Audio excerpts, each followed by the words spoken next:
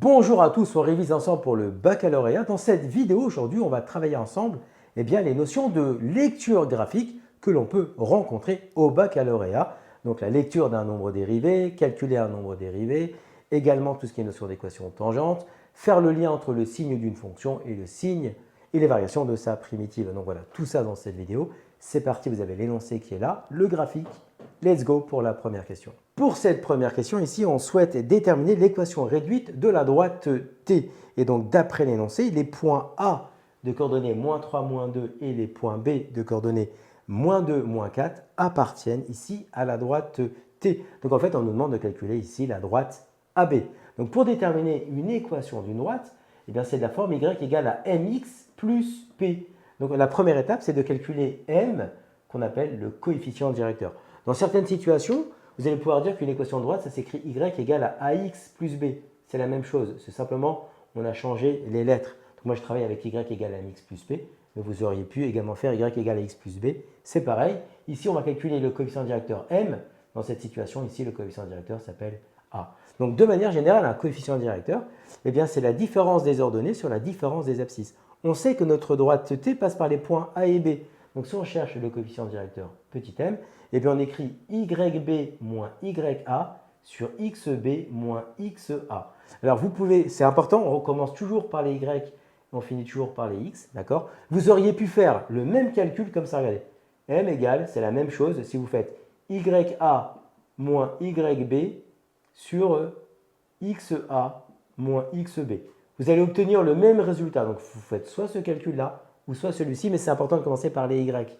Donc, moi, je fais avec celui-ci. Donc, M égale YB moins YA sur XB moins XA. On a le point A, donc on connaît XA, YA, XB, YB. Donc, il suffit simplement de remplacer. Donc, ça nous fait moins 4 moins moins 2 sur moins 2 moins moins 3.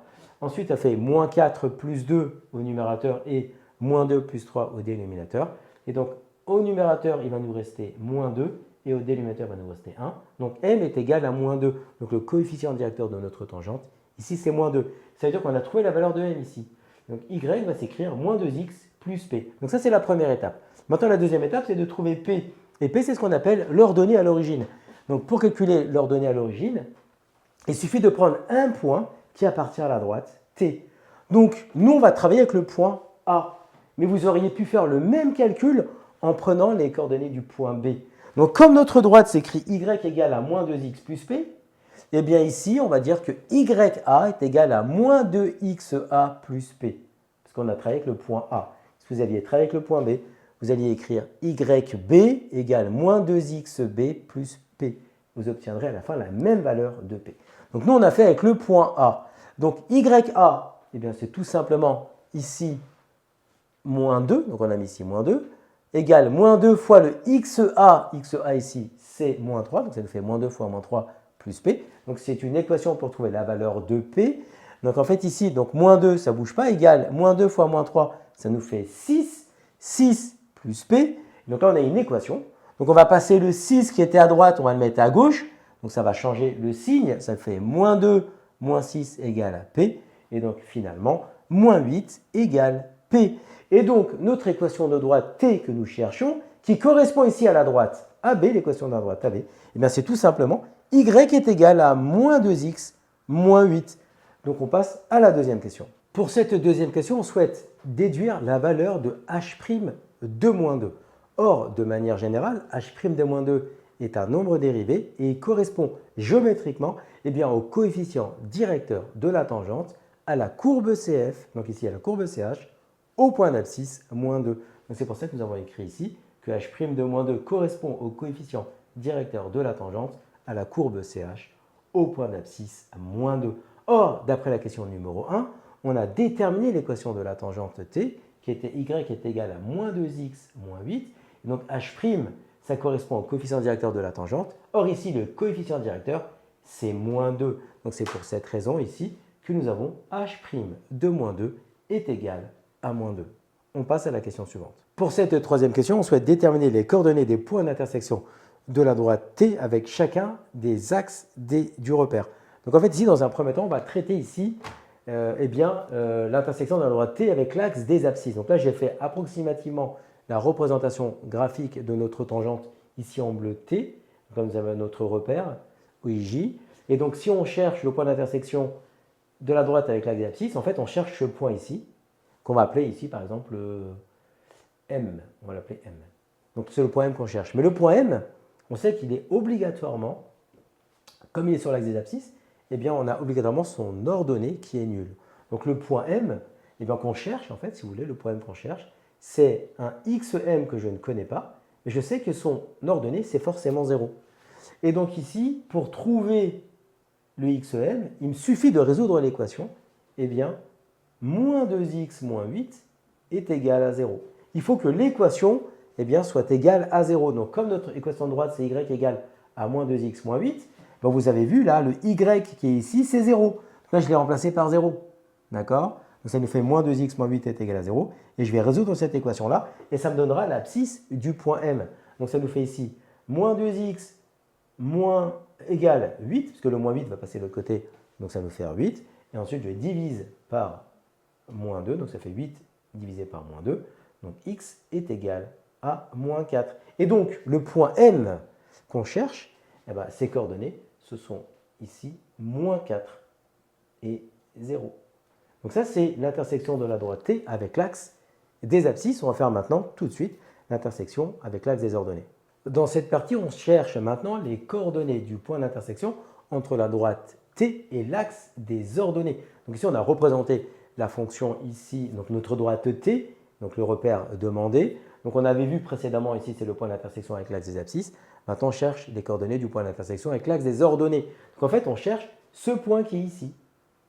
Mais la particularité de ce point, eh bien, on va l'appeler N. D'accord? Donc le point N, il a une particularité. Eh bien, c'est que obligatoirement, comme il est sur l'axe des ordonnées, eh bien, son abscisse est nulle. On est sur l'axe des abscisses, l'axe des ordonnées, on est ici. Ben, son abscisse est forcément 0. D'accord? Donc ici, on sait que c'est forcément 0. Donc nous, on cherche eh bien, le YN, c'est-à-dire eh bien, l'ordonnée eh bien, du point N. Donc, il y a deux manières de faire. La première, très simple, c'est visuel. On sait que nous avons une équation affine ici, et donc le moins 8, ça correspond à l'ordonnée à l'origine. Ah, ça, c'est ce point-là. Donc là, le XN, le YN, on sait que c'est automatiquement moins 8. Mais si on veut le faire par calcul, eh bien, tout simplement, dans notre équation de droite, que nous avons ici, eh bien, on va remplacer le X eh bien, par 0, et ça nous donnera ici le YN. Donc en fait, ça nous fait YN, on sait qu'il est forcément égal à moins 2XN moins 8, vous êtes d'accord? Or, XN, bah, c'est forcément 0, parce que on veut l'intersection de la T avec l'axe des abscisses, l'axe des ordonnées, pardon. Donc ça veut dire que forcément ici son abscisse est nul. Donc ça nous fait YN égale à moins 2 fois 0 moins 8. Et moins 2 fois 0 moins 8, bah, ça nous fait YN est égal à moins 8. Donc les coordonnées de notre point N que nous cherchons, eh bien c'est tout simplement ici 0 et moins 8. On passe à la dernière question de cet exercice. Pour cette dernière question, nous allons faire le lien entre le signe d'une fonction et les variations d'une primitive. Donc ici, soit h une primitive de petit h sur l'intervalle moins 5, 5, à l'aide du graphique, eh bien, donner le sens de variation de la fonction grand H sur l'intervalle moins 5, 5. Donc ici, vous avez le rappel qui vous dit que si une fonction est positive sur un intervalle, eh bien, sa primitive est croissante sur ce même intervalle. Si une fonction est négative sur un intervalle, eh bien, sa primitive est décroissante sur cet intervalle. Parce que tout simplement, pourquoi?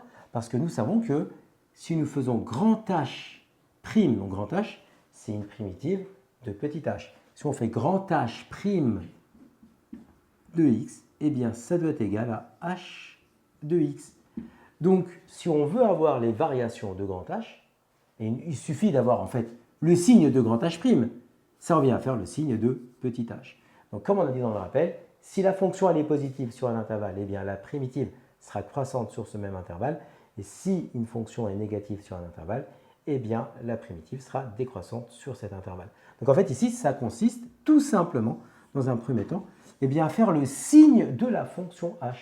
Donc x, on travaille sur l'intervalle moins 5, 5. Et donc là, si on regarde le graphique, ici, notre fonction h, petit h, s'annule en deux. Donc ici, on va avoir 2. Donc ici, on va avoir signe de petit h. Et là, vous allez avoir les variations de grand H. Parce que regardez, petit h, ça revient faire le signe de H'. D'accord? Donc ici, on a dit que petit h, la représentation graphique que vous avez, s'annule en 2. Mais si on est entre 2 et 5, la fonction h, petit h, est au-dessus de l'axe des abscisses. Donc elle est positive. Ça, c'est plus. Et donc si c'est plus, c'est-à-dire que la fonction grand H, elle, d'après le rappel, eh bien, va être croissante. Si on regarde sur moins 5 et 2, la fonction petit h, elle est en dessous de l'axe des abscisses. Donc elle est négative.